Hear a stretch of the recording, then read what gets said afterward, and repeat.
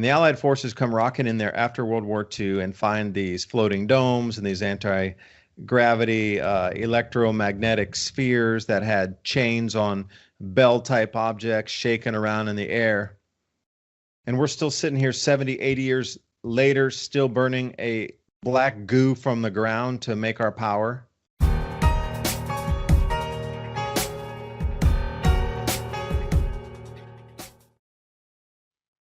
Yeah, well, how many times can they switch a narrative on you before people actually finally start to wake up? Because the global warming thing shattered. Now they're going with global cooling.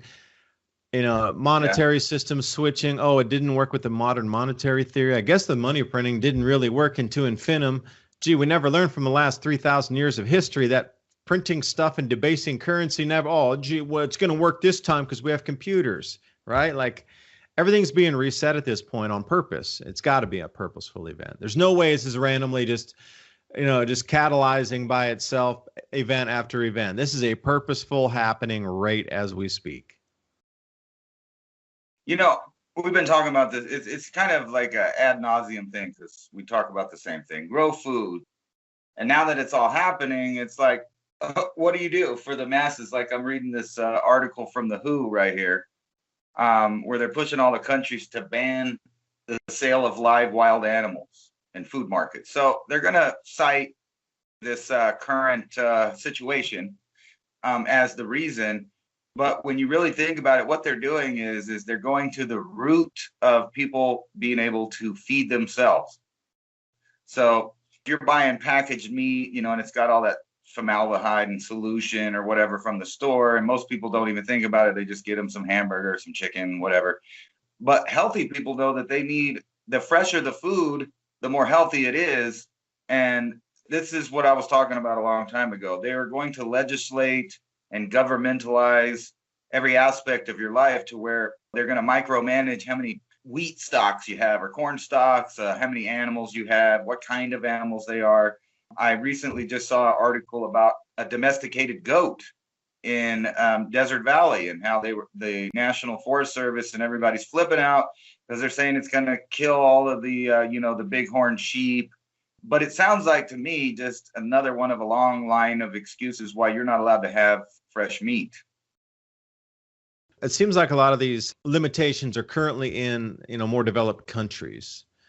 But, when you start stepping further afield away from the control mechanisms of, endless cameras across everywhere and whatnot, I was wondering how they were going to start to control some of these lesser developed nations. Well, if they do pass a mandate across the whole world, no more fresh markets.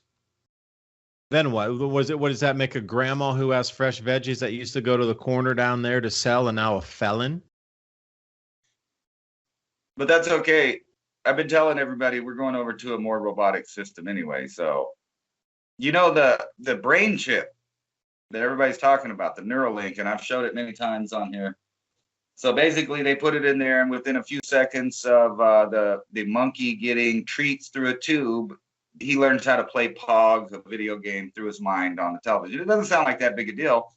And I've been saying that if they've put it in a pig and they've put it in a rhesus monkey, the next logical step is human beings. And according to this and several other people's, the brain chip will be put in this year into humans. Neuralink, it's Johnny Mnemonic time, but this will keep you distracted while everything else is burning down around you. It sounds fun. Maybe I can invent my own self-hologram in there. Oh, wait, that's called reality already. Wait a minute. We can get another construct of reality on top of reality? I have an article actually here about how they're going to switch over soon to the next gen of phones, which will be all hologram phone. Navy's coming out with saying that, with these few patents that they have, that they're able to bend the construct of reality. And, they're talking about spin dynamics and torsion physics and Nikola Tesla devices for anti-gravity weightlessness. And suddenly they're coming clean with a lot of things that have been invented since the 1940s and 1950s on anti-gravity. And suddenly it's making the news as it's just being unveiled as a new solution for a lot of the world's problems, from energy to transportation to supply chains, logistics. All right in time for this reset. It's pretty interesting on the timing. At the same time as they say they're going to disclose what they know about UFOs, which I doubt seriously you're going to get the right version of what's going on. I bet we'll get the Bluebeam fake alien invasion hoax version of that out of anything versus free power for humanity. Are you kidding me? Come on. Central banks never want to lose their power grip.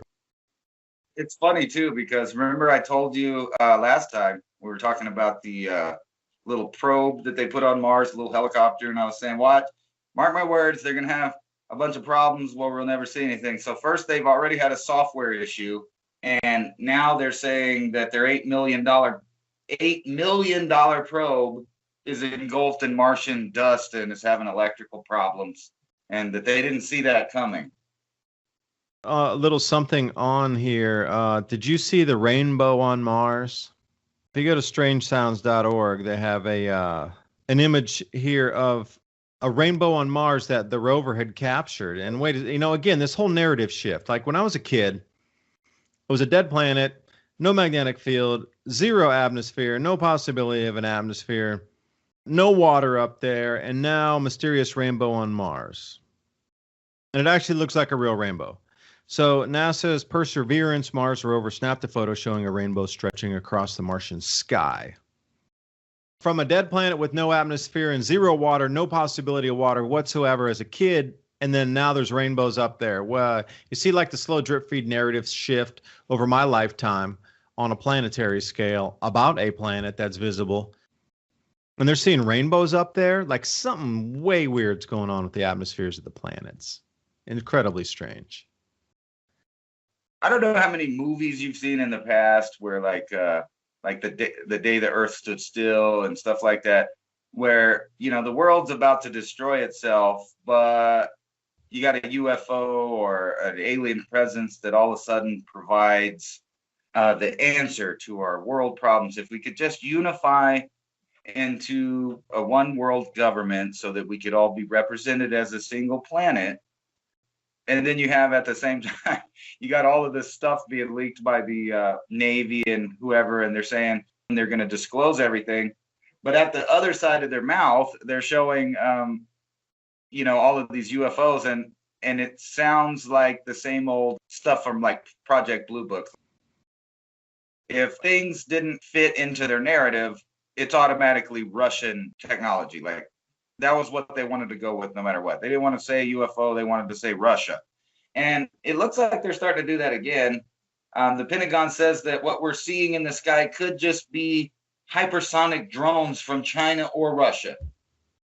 Now, we know they have hypersonic stuff, but do you think that's actually what it is? Or are they just kind of, telling you, don't worry about when you look up, we got it covered?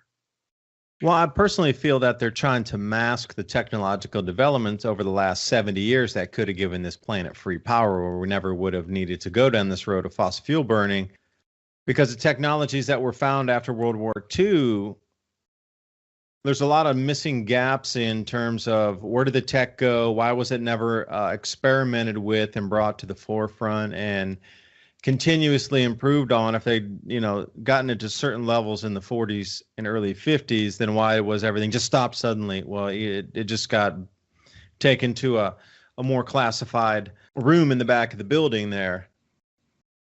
So you can give all the explanations you want of, that was a hypersonic drone or whatever, but what if it's an anti-gravity craft, only allows you free power and weightless shipping on the planet, so running a truck or a rail line with weightlessness across?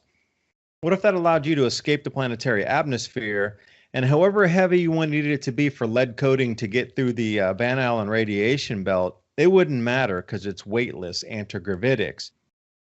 Weightlessness, you could put 20-foot thick lead shielding around that and just scream out of our atmosphere at Mach 17 or something. It wouldn't really matter.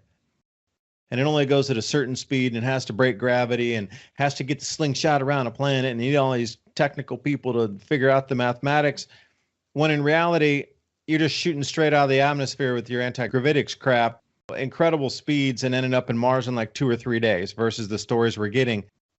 This tech has been here for a long time. The stories just go on and on and on about, especially in U.S. military bases in Iraq being on, sacred spots, and then old towns, villages, and cities, and the archaeological digs going on inside the U.S. military bases without having to worry about the assessments. They just went in and dug with dozers and just scraped stuff out of there looking for whatever they found. This is what I do not think it is. I don't think it's a hypersonic drone. I think it's technology that's been invented, improved on, that's being hidden from us, removed from our world on purpose, so we don't have the benefits of free power, so we don't need to be stuck in this construct of never-ending money printing, fiat, never-ending wars, central banking, and all the elite powers and private armies that control that all the way down. That's what I think it's all about, and that's why it's still here, and we don't have free power. If we indeed had anti-gravity technology that during World War II was being improved on by the German forces, and the Allied forces come rocking in there after World War II and find these floating domes and these anti-gravity electromagnetic spheres that had chains on bell-type objects shaking around in the air.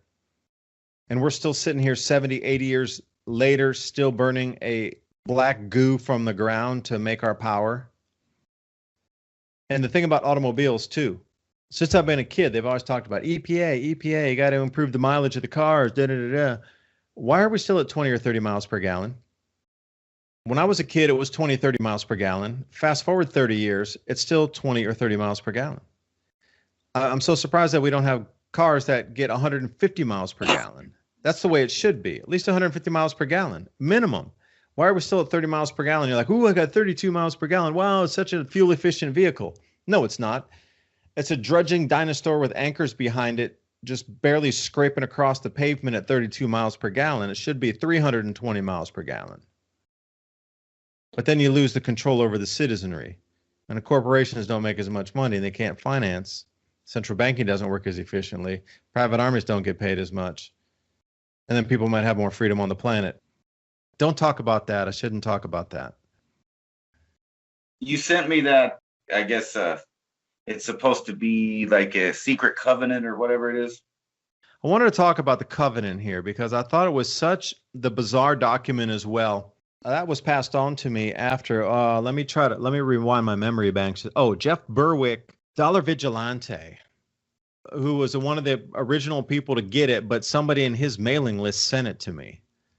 I don't know if you noticed this, but I'm sure you read that. Did you notice that it was worded very odd? Almost like if a human didn't write it. It was as an off-planet species came down to invade this planet and wrote that as their, I guess, code of conduct for others that were coming down to oversee the farm called Earth. That's the way I read it. I don't know if you read something very similar, but that was definitely not our species writing that to control us. That was a different entity, interdimensional, extra-dimensional, whatever, off-planet, whatever. That was not us writing to control us. That was something else. One of the things that you first notice in there is it kind of links up to this thing about the Navy claiming that they control inventions that can change the fabric of reality. Several times in that, it spoke of illusion, misdirection, and to make sure that no one could ever see what was going on. There was some really odd things about it. It didn't just seem like, some person decided to, well, I'll just mush all the conspiracy theories together. It really had a weird flow to it. It's not like the way that a human being talks or writes. It could have been an algorithm. I could see that, like an AI talking. But even if so, some of the points that are made in there, whether this is a real thing or not, the points are still valid. When I went through it, it's just like point by point. I could point to something in reality that I know of that indicates that line or statement is true. Well, for me, it was an ancient document. It's not new. I felt that when I was reading it and listened to it, reading it's one thing, but then listening to it is quite another. You listen to the way that they describe it. That's like a 1,000,000-year-old document of control on this planet. At the minimum, 100 or 200,000 years. Maybe take it back 500,000, but that is something as like a code of conduct on this planet.